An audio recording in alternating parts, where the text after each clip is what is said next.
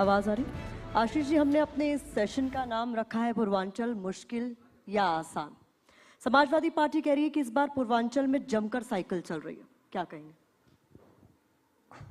उनका ये भ्रम 2022 में भी था और उसके पहले 2019 में भी था।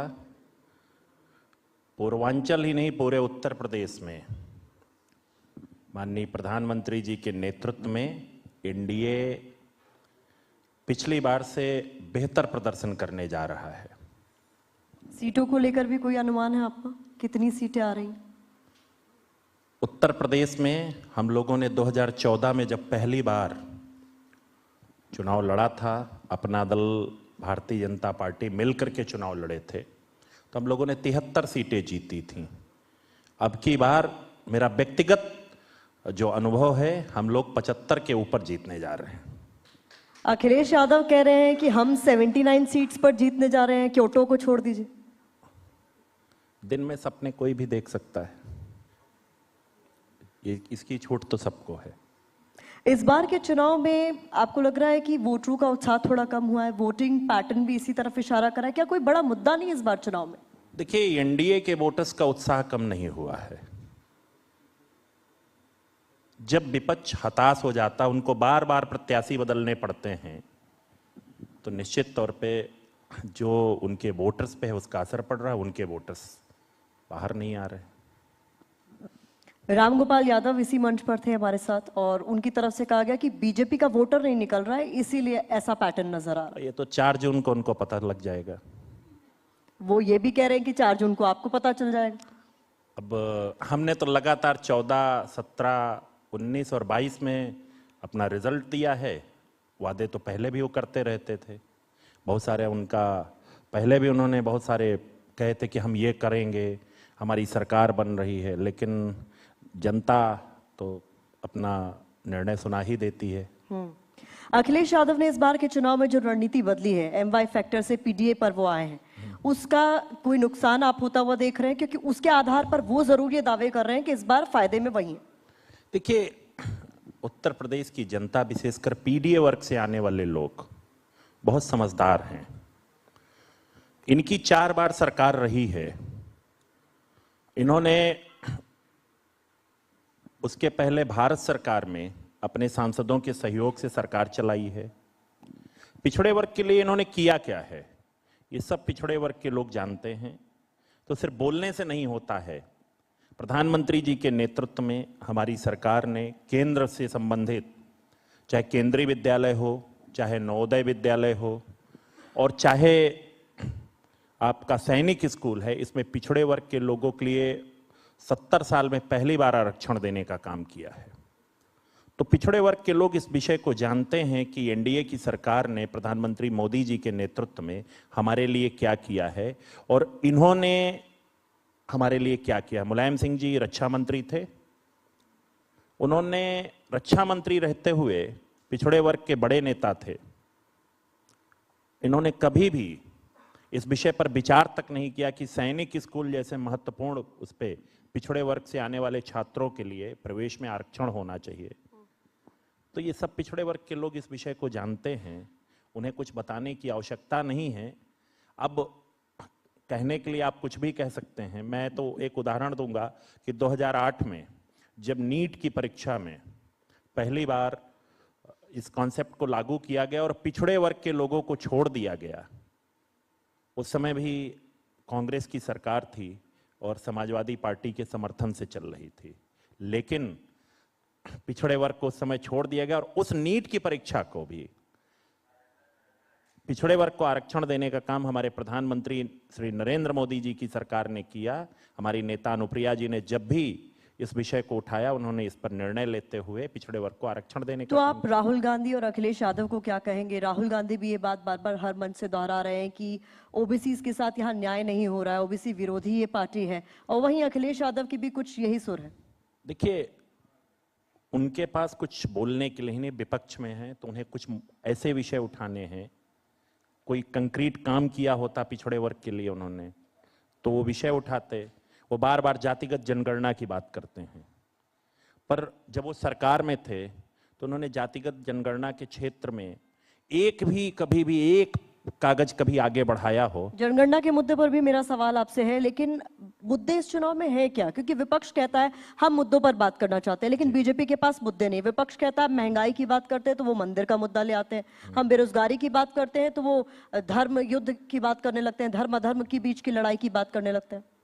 देखिए, उनके पास अगर कोई ऐसा मुद्दा हो, देखिए प्रधानमंत्री जी के नेतृत्व में हमारी सरकार ने, माननीय मुख्यमंत्री योगी आदित्यनाथ जी के नेतृत्व में, मैं भी उस सरकार का एक सदस्य हूं, जिस प्रकार से आम जनमानस के जीवन स्तर को बदलने के लिए बहुत छोटी सी शुरुआत हम गांव से करते हैं।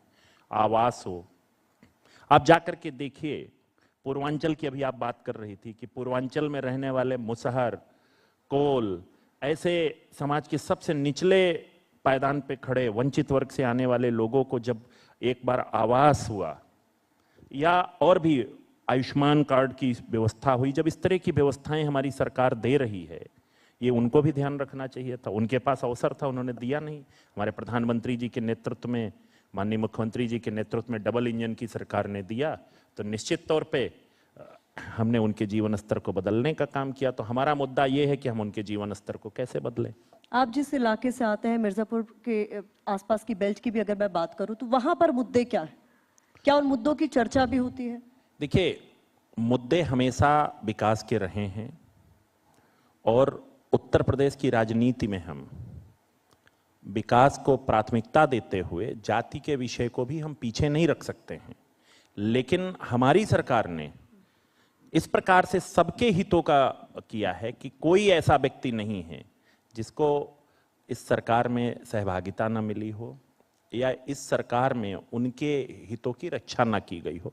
कुछ मुद्दे हैं जिनको अभी हल नहीं किया जा सका है, मैं इसमें इनकार नहीं करूंगा, लेकिन मैं आपको इतना जरूर बताता हूं कि हमारी सरकार ने जमीन पर आकर के काम किया है, और जो विषय थे, हम चिल्ला सकते हैं कि पिछड़े वर्ग के साथ अत्याचार हो रहा है, लेकिन वास्तव में मैंने अभी आपको 3-4 चीजें गिनाई, मेरे पास बहुत लंबी लिस्ट है जिस पे मैं बता सकता हूं कि यहां यहां एनडीए की सरकार ने काम किया है।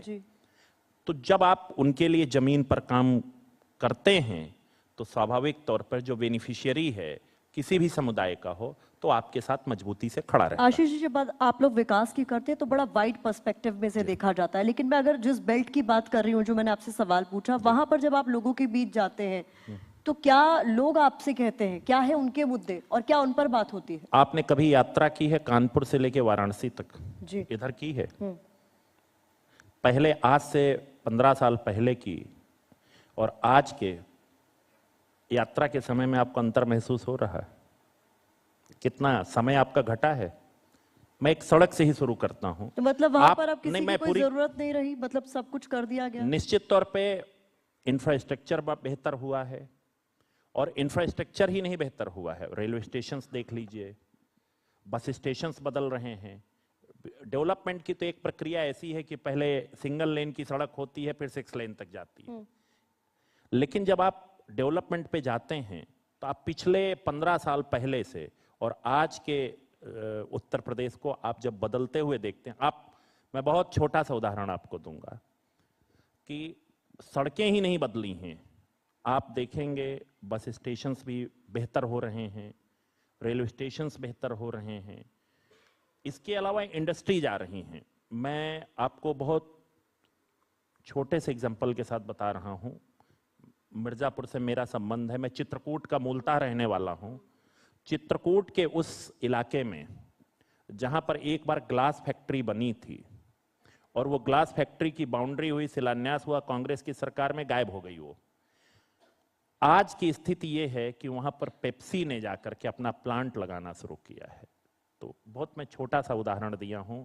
बुंदेलखंड के उस पिछड़े इलाके में भी हमारी सरकार चीजों को लेके जा रही है। आपने इंफ्रास्ट्रक्चर को लेकर जिक्र किया, लेकिन इन इलाकों में क्या महंगाई, बेरोजगारी, ये मुद्दे हैं? देखिए, आपने जो एक विषय उठाया है बेरोजगारी की, जहां बार बार बात आती, हमारी सरकार ने, मैं तो खुद एक युवाओं से जुड़े मंत्रालय से जुड़ा हूं, अभी मैंने हमारे मंत्रालय ने व्यावसायिक शिक्षा और मेरे टेक्निकल एजुकेशन मिनिस्ट्री ने मिल करके एक बच्चों के जो हमारे बच्चे हैं डिप्लोमा के और जो आईटीआई के 14 लाख बच्चों के लिए हम लोगों ने एक उनका कौशल बेहतर करने के लिए विभिन्न कंपनियों से एमओयू किया। तो धीरे धीरे करके हम चीज़ों को बेहतर कर रहे हैं और निश्चित तौर पे पहले से जब आप तुलनात्मक रूप से बात करेंगे, तो जब आप पुराने समय से तुलना करेंगे और आज की तुलना करेंगे तो आपको चीज़ें ज़्यादा बेहतर नजर आएंगी। अगर हालात बेहतर हुए हैं, ये सवाल मैं इसलिए पूछ रही हूँ, तो फिर इन मुद्दों पर बात क्यों नहीं होती कि हमने ये किया, हमने ये करके दिखाया या ये हम करके दिखाएंगे। बात मंगलसूत्र की होती है, भैंस की एंट्री भी इस चुनाव में हमने देख ली, ये मुद्दे क्यों? देखिए, जो विषय है उस पर तो बात होती ही है। जब आप कोई प्रश्न पूछता तो हम लोग जवाब देते हैं, हमने क्या किया है हम उसका जवाब देते हैं।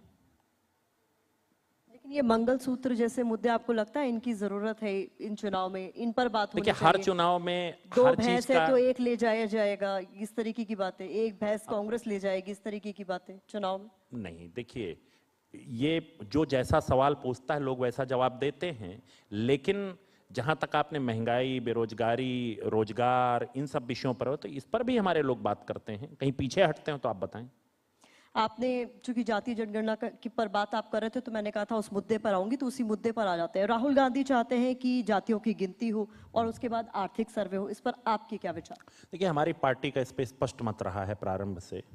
जब समाजवादी पार्टी रजाई ओढ़ के सो रही थी तब से हमारी पार्टी इस बात का उठाती रही है और आज भी अपने स्टैंड पे अडिग है कि जातिगत जनगणना होनी चाहिए और निश्चित तौर पे होनी चाहिए। लेकिन मैं इस पे एक विषय जरूर कहूंगा कि हमारे प्रधानमंत्री जी ने जिस प्रकार से पिछड़े वर्गों के लिए बहुत सारे विषयों पर जब भी हमारी नेता ने विषय उठाए हैं उनको तेजी से हल किया है, तो ये मुझे पूरा विश्वास है कि एनडीए के तीसरे टर्म पे हमारे प्रधानमंत्री जी के नेतृत्व पर इस पर भी सकारात्मक निर्णय लिया जाएगा। लेकिन आप जिस दल का हिस्सा हैं, जिस एनडीए के अंदर आप लोग हैं, उसमें बीजेपी ने तो कभी खुलकर इस पर अपनी बात नहीं क्या रखी मना है। किया है? मना नहीं किया तो हाँ भी नहीं किया। मैं आपसे पूछ रहा हूं, क्या मना किया है? तो आप कह रहे हैं कि उसी में हाँ है। अब ये आप स्वयं सोचिए, आपका अपना विचार है, पर मना किया हो, हमारे गृह मंत्री जी तक ने कहा है, क्या नहीं, कभी मना आपके किया हिसाब है? से बीजेपी को खुलकर इस पर बात रखनी चाहिए। मैं फिर कह रहा हूं कि प्रधानमंत्री जी ने ओबीसी से संबंधित बहुत सारे मुद्दों को हल किया है। तुलना करिए आप, मैं तो आपके मीडिया के आपके माध्यम से कह रहा हूं, मीडिया के साथियों को तुलनात्मक उसका विवरण लाना चाहिए कि प्रधानमंत्री जी के नेतृत्व वाली सरकार ने पिछड़ों के लिए क्या किया और पूरा हमारे विपक्ष के साथी की सरकार ने क्या किया है। तो जब एक बार आप तुलनात्मक रूप से लोगों को दिखाएंगे इन चीजों को, तो दोनों का अंतर आपको स्पष्ट आ जाएगा कि किसने केवल बात किया है और किसने वास्तव में धरातल पर काम किया है। आर्थिक सर्वे भी कराने की वो बात कर रहे हैं जातीय जनगणना के बाद, उस पर भी आप अग्री करते हैं? मैंने फिर आपसे कहा कि प्रधानमंत्री जी के नेतृत्व में हमारी एनडीए की सरकार ने पिछड़ों से संबंधित बहुत सारे विषयों पर बात की। पिछड़ों ही नहीं, बहुत सारे मुद्दों पर जो भी जनहित में आवश्यक विषय होगा, आपको मैं भरोसा दिलाता हूं एनडीए की सरकार ने पिछले 10 वर्षों में बहुत सारे काम किए हैं और आगे जब हम तीसरी बार सरकार बनाने जा रहे हैं तो उस पर भी बहुत। मैं तो अपना दल का स्टैंड पूछ रही हूँ, आप बता रहे हैं प्रधानमंत्री मोदी ने क्या किया हम है। तो उसके पार्ट हैं, एनडीए के पार्ट हैं। तो मैंने जातिगत जनगणना पे एनडीए का अपना दल आपका का अपना स्टैंड आर्थिक सर्वे पर क्या है? मैं फिर आपसे कह रहा हूं कि हमारा स्टैंड हर चीज पर क्लियर है, किसी प्रकार का नहीं है। हम एनडीए के साथ हैं। जहां पर कोई चीज की हमारी डिमांड है तो हम उसको अपने प्रधानमंत्री जी, एनडीए के जो हमारे नेता हैं, हम उनके सामने रखते हैं। हो सकता है कुछ विषयों पे तो आज हमारे आप इस मंच से खुलकर बता दीजिए, आप आर्थिक सर्वे चाहते हैं या नहीं चाहते? निश्चित तौर पे जनता के हित में जो चीज होना चाहिए होना चाहिए। मतलब इसमें आप राहुल गांधी से सहमत हैं किस इस मुद्दे पर कि आर्थिक देखिए, ये सर्वे होना चाहिए? आप जो अपनी बात कहलाना चाहती हैं, मैं उस विषय पर सिर्फ इतना कहूंगा, जनहित में जो भी विषय हैं, जो भी मुद्दे हैं, हम उनको हल करने का काम करेंगे। ठीक है। बीजेपी हर मौके पर हमने देखा है कि समाजवादी पार्टी और कांग्रेस को परिवारवादी कहती है, ऐसा क्यों? देखिए, प्रधानमंत्री जी ने अपना एक विषय रखा है। आपको अगर उनका स्टेटमेंट याद होगा इस विषय पर, तो हमारी पार्टी का उसी विषय पर स्टैंड है। उससे अतिरिक्त मुझे कुछ कहने की जरूरत हो आप बताएं। नहीं, तो मैं तो जानना चाह रही हूँ कि समाजवादी पार्टी और कांग्रेस को परिवारवादी कहा जाता है, बीजेपी कुल मिलाकर कहती है। आप मानते हैं उनको परिवारवादी पार्टी? देखिए, चाहे राजनीति का क्षेत्र हो, चाहे कोई भी क्षेत्र हो, अगर परिवार में कोई भी योग्य व्यक्ति है, मैं अपनी पार्टी के संदर्भ में कह रहा हूं, कोई भी व्यक्ति हो, उसको आगे बढ़ने का अवसर जरूर मिलना चाहिए और जिसको भी अवसर मिलता है उसको बेहतर करने का काम करना चाहिए। मैं दोनों चीजें आपसे प्रधानमंत्री तो इस पर भी बात कह चुके हैं कि अगर एक ही पार्टी का एक छत्र राज हो, एक ही देखिए, परिवार का, सॉरी, अभी हमारी पार्टी राज करने की स्थिति में नहीं है, इसलिए मैं कोई टिप्पणी नहीं करूंगा। जब कभी कोई ऐसी स्थिति आएगी तो मैं आपको जवाब दूंगा। मतलब मैं इसलिए पूछ रही थी क्योंकि अगर आप उस पर स्टैंड क्लियर करते हैं, मैंने इससे पहले भी कई नेताओं से इसी मुद्दे पर बात की है, तो उन्होंने कहा कि नहीं, उनके अंदर परिवारवाद है, तो यहाँ पर क्यों नहीं दिखाई देता है परिवारवाद? यहाँ एनडीए के ही इतने सहयोगी दल हैं जिनमें सीधे तौर पर परिवारवाद। मैंने फिर आप थोड़ी देर पहले मैंने आपसे कहा कि परिवार के अंदर ही अगर कोई योग्य व्यक्ति है तो उसे आगे आने का अवसर मिलना चाहिए। अच्छा, हाँ या ना में जवाब दीजिए। बीजेपी में परिवारवाद नजर आता है आपको कहीं? मैं फिर कह रहा हूं, चाहे बीजेपी हो, चाहे अपना दल हो, चाहे कोई भी दल हो, अगर कोई योग्य व्यक्ति है, परिवार के अंदर हो या परिवार के बाहर हो, तो उसको अवसर जरूर मिलना चाहिए। तो आप ये कैसे तय करेंगे कि राहुल गांधी अयोग्य है, मैंने इस पर अखिलेश यादव अयोग्य है? मैंने फिर आपसे कहा, वो तो जनता के सामने निर्णय होता है, वो अपना निर्णय बता देती है।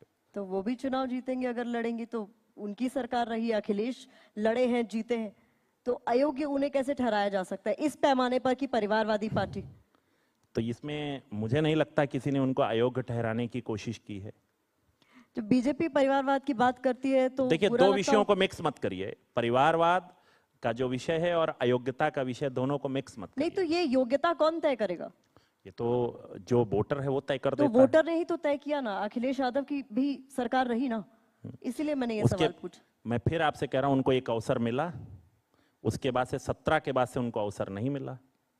अच्छा, आपकी नजर में निषाद पार्टी, ओपी राजभर, इनकी पार्टियां परिवारवादी पार्टी हैं या नहीं? अगर उनके स्वयं के अंदर अगर योग्यता है या उनके बच्चों के अंदर योग्यता है तो उन्हें आगे आना चाहिए।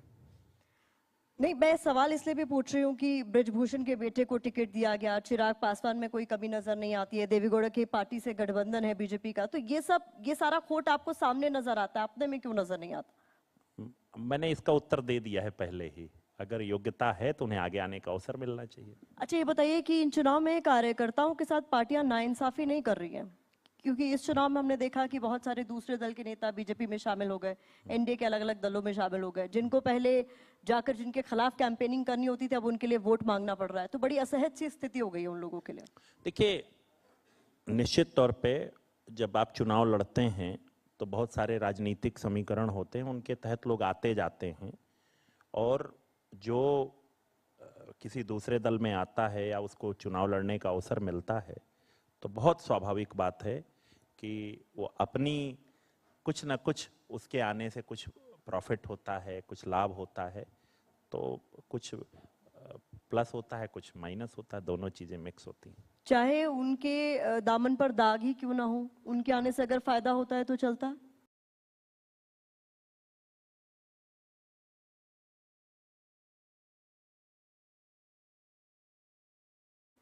नहीं, ये मैं तय करने वाला नहीं हो कोई कि उनके उसमें क्या है, लेकिन चुनाव में चाहे इस पक्ष से चाहे उस पक्ष से लोग आते जाते हैं, इसमें कोई बड़ा विषय नहीं है। इस पर आपको नहीं लगता या है पार्टी इसी चुनाव में नहीं, पहले से भी होता रहा। पार्टीज को एक स्टैंड लेना चाहिए, इस पर एक क्लैरिटी होनी चाहिए कि अगर किसी पर भ्रष्टाचार के आरोप हैं और तो उस शख्स को आप पार्टी में शामिल ना करें? अपना दल ने निश्चित तौर पे इस पे स्टैंड लिया है, बहुत सारे उसको अवसर मिले हैं, और उसने अपने पिछले कुछ वर्षों में, आप पुरानी चीज़ों पर जाएंगी तो मैं उसके लिए, मैं उस समय इस स्थिति में भी नहीं था कि मैं कोई टिप्पणी करूं, लेकिन इधर अपना दल ने अपने कैडर को चुनाव लड़ाया है, और कैडर के बहुत ऐसे ऐसे व्यक्ति चुनाव लड़ करके विधायक बने हैं। अभी हम लोकसभा का चुनाव लड़ा रहे हैं, एक बहुत ही सामान्य परिवार से आने वाली महिला पहले उसको विधायक का चुनाव लड़ाया, अब वो लोकसभा का चुनाव लड़ रही हैं। बहुत ही वंचित वर्ग से आने वाली महिला है, तो स्वाभाविक तौर पर हम लोग तो प्रयास करते हैं कि ऐसे व्यक्ति तो लड़ते। आपको बीजेपी को भी कन्विंस करना चाहिए कि इस पर स्टैंड लिया जाए। ये मुझे एक नहीं stand लगता तो है होना ही चाहिए। कि कोई ऐसी चीज है जिस पे मुझे टिप्पणी करने की आवश्यकता है, लेकिन प्रधानमंत्री जी के नेतृत्व में शुचिता का हमेशा से ख्याल रखा गया है। आखिरी में सवाल मेरा है कि इस बार के चुनाव में चूंकि आप लोग बड़े बड़े दावे कर रहे हैं, कौन से वो फैक्टर हैं जो जीत और हार में बड़े साबित होंगे? किस फैक्टर के आधार पर आप मान रहे हैं कि देखिए, प्रधानमंत्री जी और मुख्यमंत्री जी के नेतृत्व में हमारी सरकार ने जिस प्रकार से सबसे निचले पायदान से खड़े लोगों से लेकर के सर्व समाज के हित के लिए बहुत सारे काम किए हैं, उन कामों के आधार पर जो जनता के मन में एक संतुष्टि का भाव है, वो संतुष्टि के भाव ने चीजों को बिल्कुल एनडीए के पक्ष में खड़ा किया है। मैं आपका थोड़ा समय लूंगा, मैं बताऊंगा।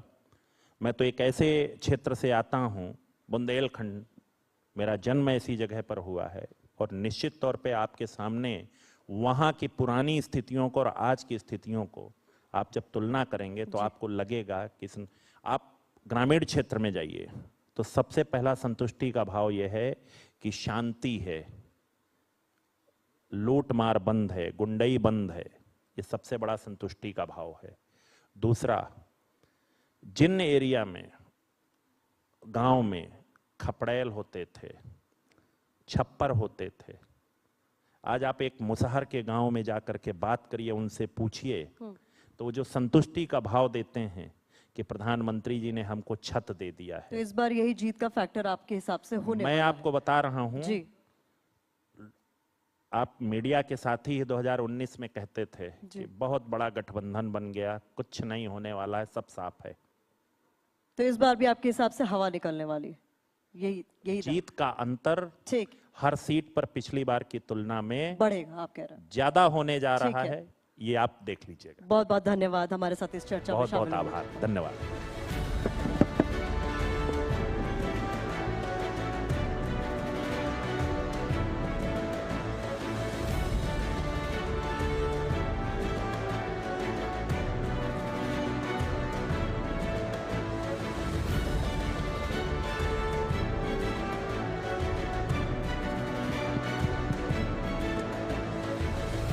तो इस सेशन के बाद अब एक बहुत धमाकेदार सेशन आप सबके सामने होगा।